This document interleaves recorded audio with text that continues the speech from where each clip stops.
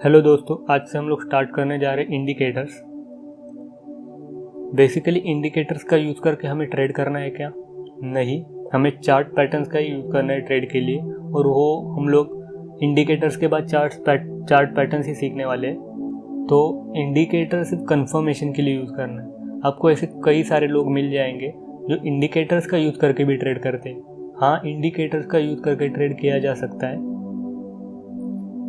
And इतना भी hard नहीं होता, बट इंडिकेटर्स का यूज़ करके ट्रेड करने में रिस्क बहुत ज़्यादा होती है। और इंडिकेटर्स का यूज़ करके ट्रेड सिर्फ एक्सपीरियंस लोग ही करते हैं। तो जो भी आपको बोल रहा होगा यार ये इंडिकेटर यूज़ कर ले, मुझे अच्छा प्रॉफिट बन रहा है, तो उसके पास उतना एक्सपीरियंस होगा और या तो फिर उसका तुक्का लग गया होगा। इनिशियली किसको भी इंडिकेटर से इतना अच्छा रिजल्ट नहीं आता, उसके लिए थोड़ी प्रैक्टिस लगती है। इसलिए मैं सजेस्ट करूँगा चार्ट पैटर्न देखो। चार्ट पैटर्न हम लोग सीखेंगे कैसे देखना है। एंड चार्ट पैटर्न को ही प्राइस एक्शन स्ट्रेटजी बोला जाता है basically, not exactly, but chart pattern और प्राइस एक्शन स्ट्रेटजी या सपोर्ट एंड रेजिस्टेंस ये सब या हम देखते हैं जैसे कि कैंडल के हम लोग ने टाइप देखे, वही प्राइस एक्शन स्ट्रेटजी है। उन सबको हम लोग को एक साथ लाना है, तो हम लोग वो देखेंगे आखिरी वीडियो में। बट पहले ये इंडिकेटर सीख लो, क्योंकि इसका यूज़ हम लोग को बहुत बार हो सकता है। तो अभी ज़्यादा वक्त नहीं लूँगा, डायरेक्टली स्टार्ट करते हैं हम लोग। आज का हमारा पहला इंडिकेटर है मूविंग एवरेजेस। तो मूविंग एवरेज दो टाइप के होते हैं, वैसे बहुत सारे टाइप के मिल जाएंगे, बट सबसे कॉमनली यूज जो है एक नॉर्मल मूविंग एवरेज, जिसमें आप सिर्फ मूविंग एवरेज डाल दोगे तो आ जाएगा, और दूसरा होता है एक्सपोनेंशियल मूविंग एवरेज। अभी मूविंग एवरेज होता क्या है, पहले अब मैं आपको वो बताता हूँ। समझो हम लोग ने ये डेली कैंडल है, तो हम लोग ने 10 कैंडल का मूविंग एवरेज लेना है। समझो अज्यूम कर लो कितने भी कैंडल का हो सकता है। तो अगर 10 कैंडल का मूविंग एवरेज लेना है, इसका मतलब जो 10 दिन की क्लोजिंग प्राइस है उसका वो एवरेज निकालेगा। ओके, अगर 20 कैंडल्स का लिया तो पिछले 20 कैंडल की जो क्लोजिंग प्राइस है तो उसका वो एवरेज निकाला। अभी ग्रीन कैंडल है मतलब क्लोजिंग प्राइस ये ऊपर वाली होगी, और रेड कैंडल है मतलब ये नीचे वाली। तो दिन की जो क्लोजिंग की प्राइस है उसका वो एवरेज निकालता है और वो हमें बताता है। हाँ, तो इसका बहुत यूज़ होता है और बहुत पावरफुल है। और एक गोल्डन क्रॉसओवर नाम की जो स्ट्रैटेजी है वो तो एकदम ही बहुत ही अच्छी है, और वो बहुत रेयरली देखने मिलती है। रेयरली नहीं कहूँगा, मिलती है बीच बीच में देखने, बट वो जब भी आते हैं तो बहुत सारे ट्रेडर्स कूद पड़ते हैं उस स्टॉक के ऊपर। तो मैं ज़्यादा टाइम नहीं लूँगा, एक्सपोनेंशियल मूविंग एवरेज सर्च करते हैं हम लोग।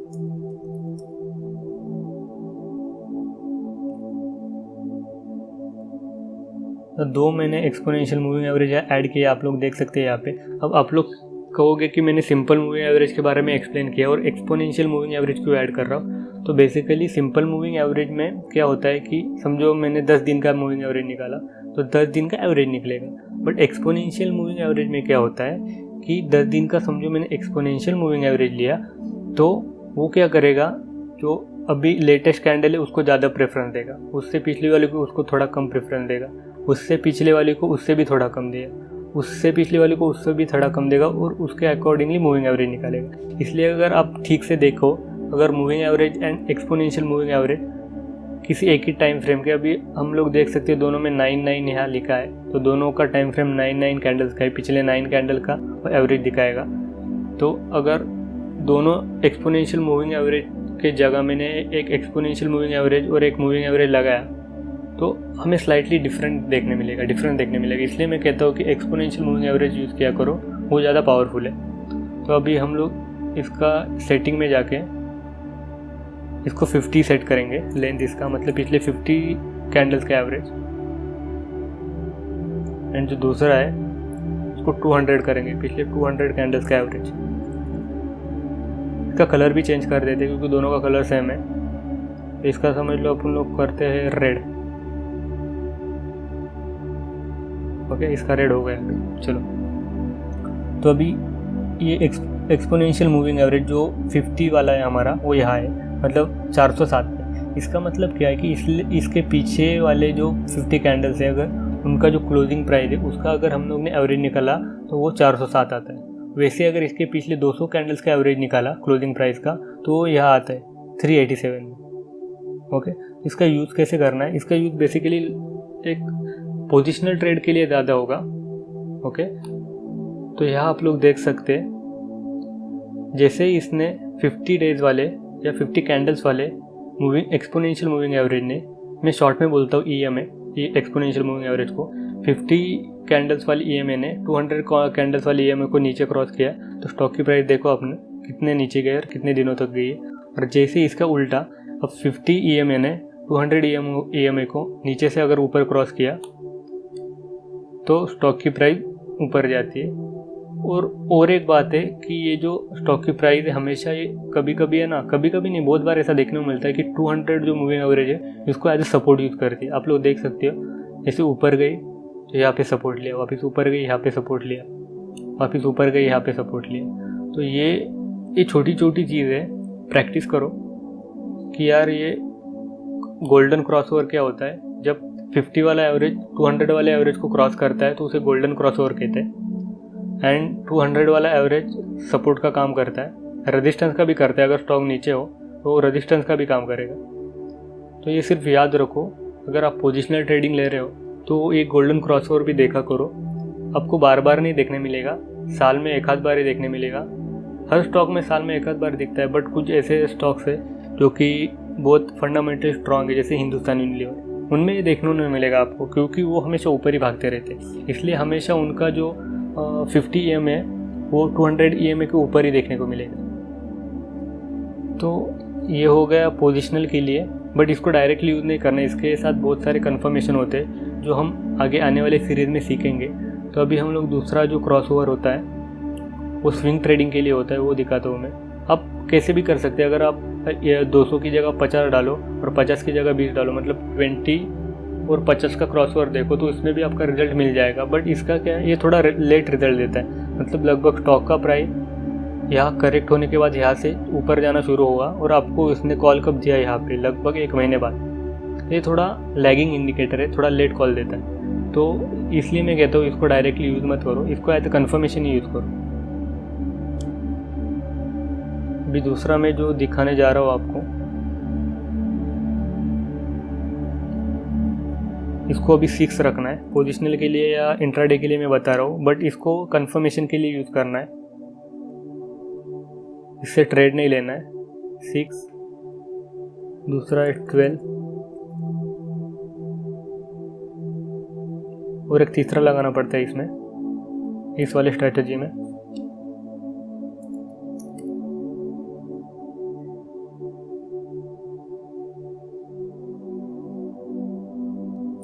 ये 26,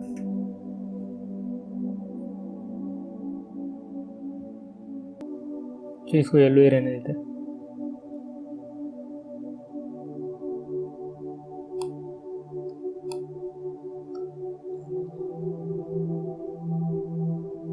तो थोड़ा ज़ूम इन करता हूँ, तो ये आप देख सकते हो नीचे वाला जो हमारा 6 EMA है, ये 12 EMA है और ये 26। 6 मतलब क्या, एक वीक का, पिछले 6 कैंडल है, मतलब एक हफ्ते की कैंडल से।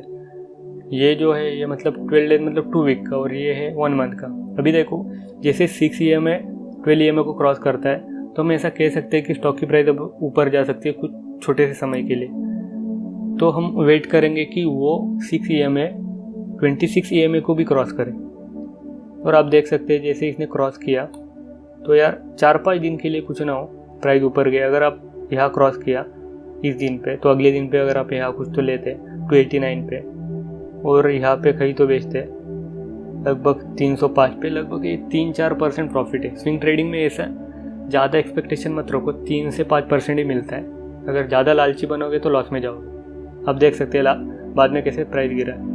तो ये स्विंग ट्रेडिंग में बेसिकली इस स्ट्रैटेजी को यूज़ करो मूविंग एवरेजेस के, बट ये थोड़ा लेट कॉल देता है, कॉल इधर ही मिल जाना चाहिए। यहाँ कॉल आपको जल्दी मिले इसके लिए क्या करना है, तो उसके लिए हमें MACD इंडिकेटर यूज़ करना है, वो हम आगे सीखेंगे। तो डायरेक्ट ट्रेड मत लो, मैं पहले एक एक चीज़ आपको सिखाऊंगा और बाद में दिखाऊंगा आखिरी 1-2 वीडियोज़ में कि ये सब चीज़ें अब तक जो हमने सीखी उसमें से कौन सी चीज़ें हमें एक साथ यूज़ करके ट्रेड लेना है, पोजिशनल भी, स्विंग भी और इंट्राडे भी।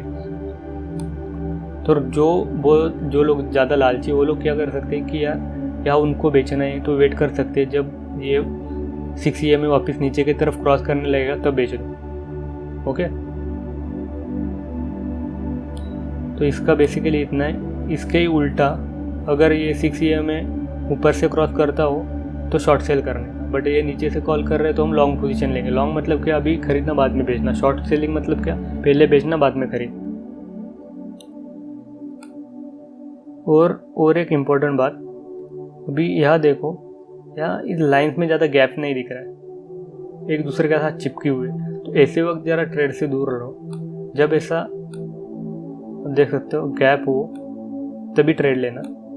मतलब कि अब मैं आपको एक सिंपल एग्जांपल से बताता हूँ। देखो इन तीनों में अच्छा सा आपको गैप दिख रहा है और बाद में इसने क्रॉसओवर किया, तो ऐसे वक्त बाय करो।